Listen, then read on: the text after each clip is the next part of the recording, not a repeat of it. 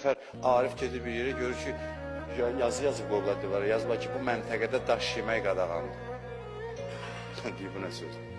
Gəlir, görür bir dərviş oturub, deyir, bir axmaq, əbləhim bilir. Yazıb ki, daş yemək qadağandır. Deyirəm, əbləh mənəm. Mən yazmışam. Deyir ki, bu nə sözdür yazmışam, üzr istəyirəm, mən o mənada demək, daha nə mənada da əbləh? O mənada demək istəmirdim. Ben niyə yazımsan o şeyi? Deyir ki, o gün ki, insanlar daş yeməyə, sən ki təəccüblənirsən ki, yazılı olmaz. Günahı da elə başa düşdürür, onları günah çıxacaqlar. Günah eləmin ya daş yemək olmaz.